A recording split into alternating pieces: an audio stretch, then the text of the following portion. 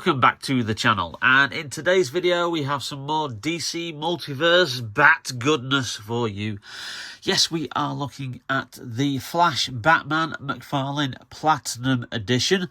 This is the variant figure that was released about a year after this figure and the Bat Cycle came out.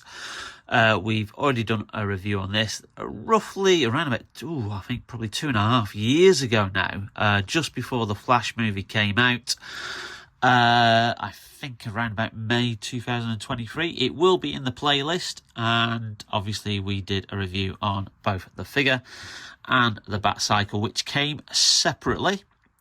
Then about a year after, they did this Platinum edition, this variant, which is more accurate to how the costume that Ben Affleck wore in the Flash movie actually appeared, and there's a reason behind that. And then I have seen recently that McFarlane have now just re-released that figure again with a slightly better paint job and with the Bat Cycle. So now, instead of getting the Bat Cycle separately and having to get the figure separately, which is what I had to do with these two, they have now put them together with another variant of this figure with, I would say, probably like darker kind of like greys in it, more kind of like more screen accurate than even that one it was.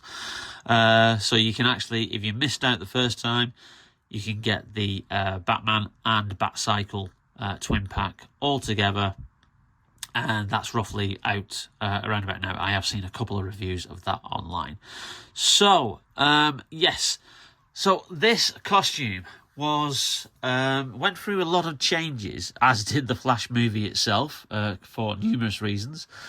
The original costume that Ben Affleck wore and the stuntman wore when they were filming on the streets of Glasgow, driving up and down on the actual Bat Cycle, because it was an actual physical real prop, the costume was like that. We'll show you that in a bit more detail when we get the figure off.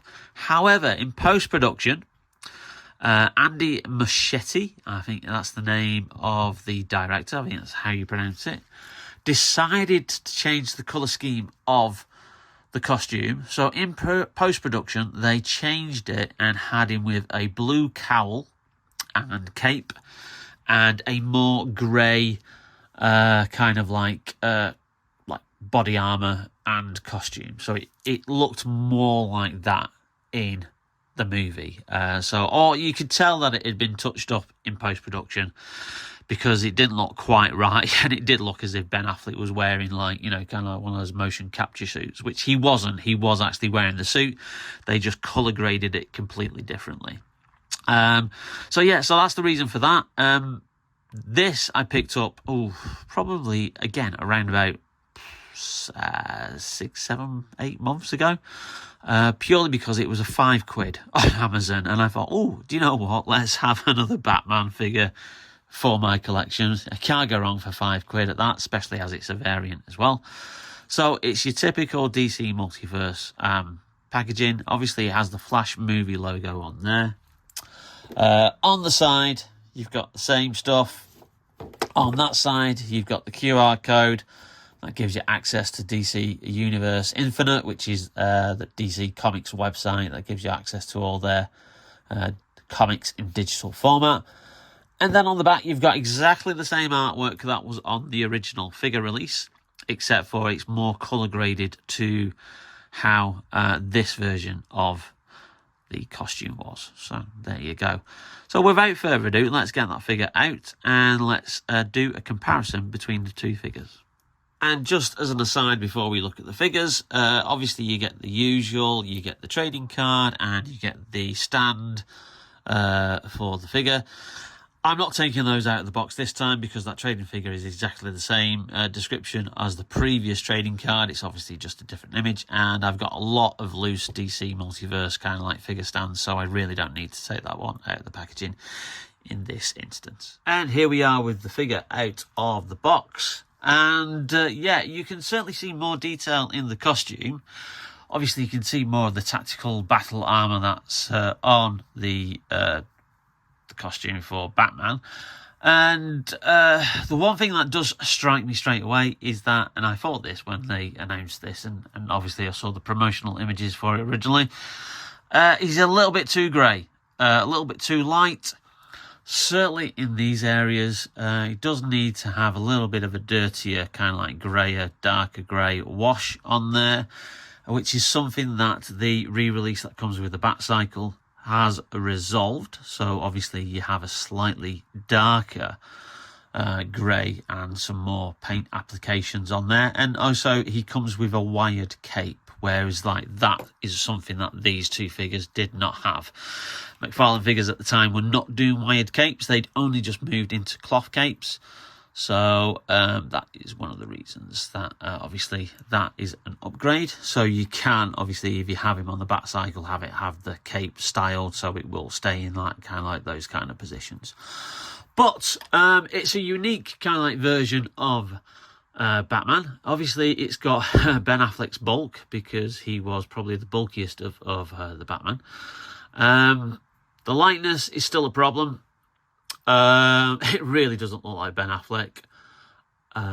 They really should have used the head that they used in the Justice League, Zack Snyder's Justice League Batman, or even perhaps use the head for the Batman vs Superman Batman figure, which obviously looks more like Ben Affleck.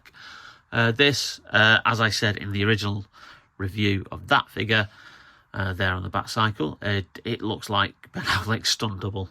So whether there's a problem in likeness rights or just wherever they did a poor job on likeness, well, you know, who knows. But, you know, some nice paint applications. You can see obviously the blue accents on there, obviously on various different bits of the figure.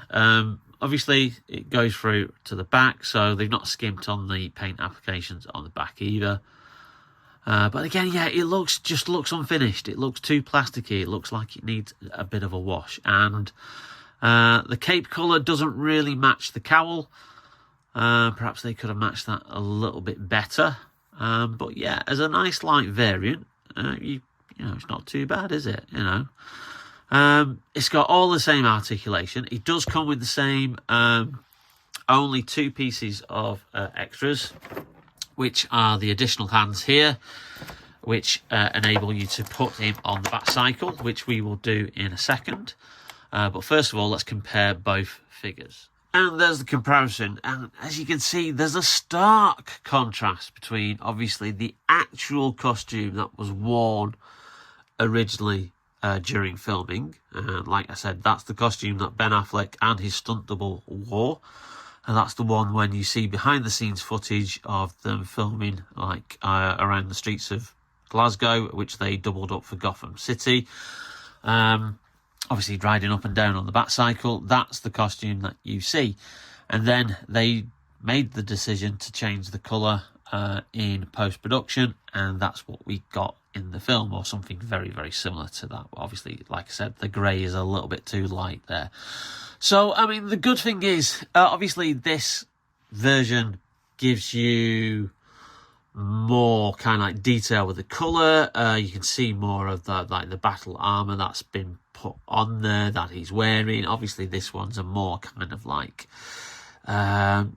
very much in the vogue of the Christian Bale batsuit, and also surprisingly in the vein of Robert Pattinson's Batman suit as well. So very kind of similar to that, and I think it looks better. That looks more like kind of like traditional Batman. But however, what I'm going to do is obviously I'm going to see what this guy looks like once we change the hands to these hands that can grip on the Batcycle.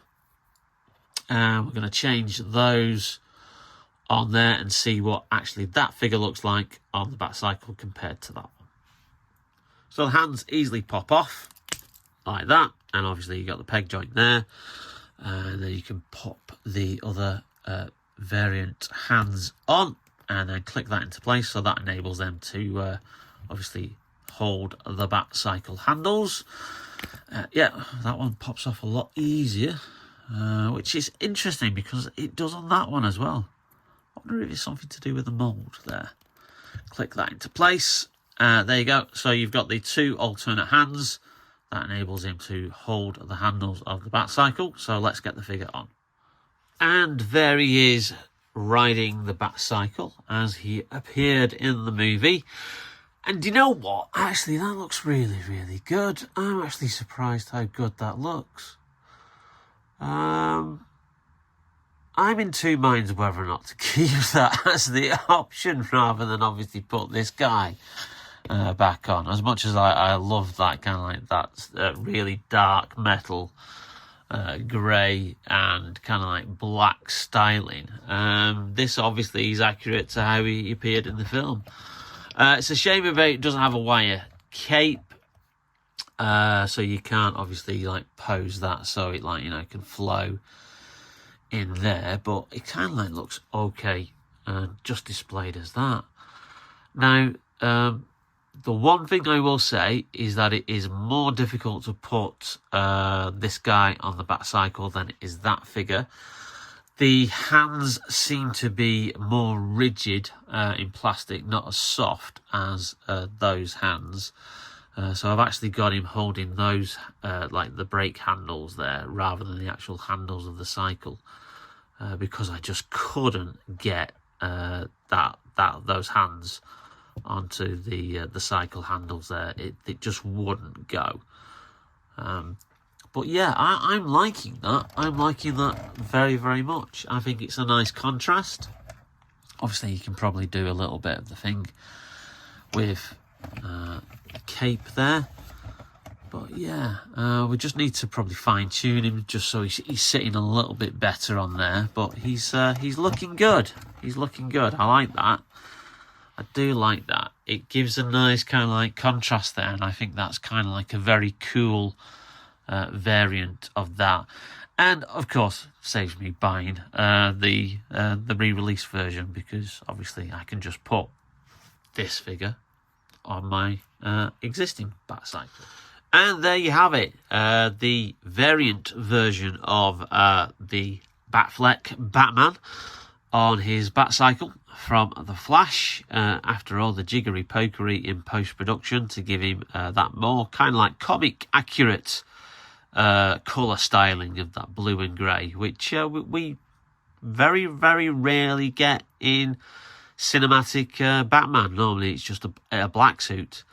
Obviously we got a black and grey with Batman v Superman and into Justice League, but yeah, it's we don't get the blue often.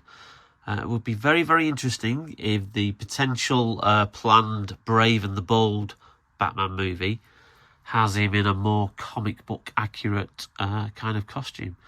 Whether that actually happens or not. Because I think everything is in flux with the sale of Warner Brothers. So, you know, we could be having, literally just as we've rebooted the cinematic version of the DC Universe, we could be looking at yet another reboot if the new owners who buy Warner Brothers want to do something completely different to what James Gunn wants to do. So who knows? But anyway, yeah, if you can pick this guy up, he is very, very cheap, even though he is a platinum variant, which is obviously that sticker on there that you find on the figures. Or if you like this version, as I said, it's recently been re-released in a figure and a cycle 2-pack, so you can get that. And I will say the kind of like the colour scheme on the revised version of the figure is a lot better. The greys are a lot darker. There's a bit more of a wash on it. And they've even changed the colour scheme slightly of the Batcycle, and they've given it a battering ram which you can put on there, which obviously he uses in the movie, so you can attach that to the front of where the wheels go. So there are a couple of extra variant and accessories in that pack.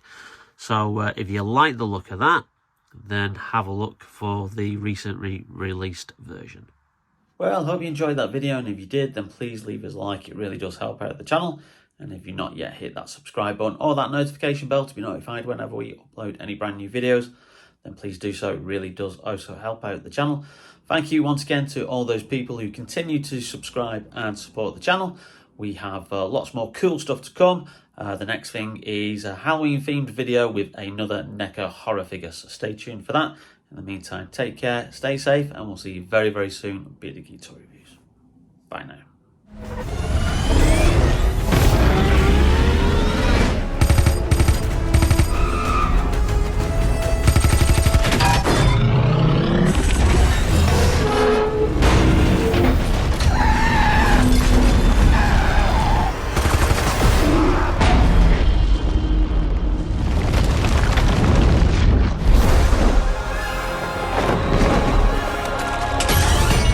Take him off!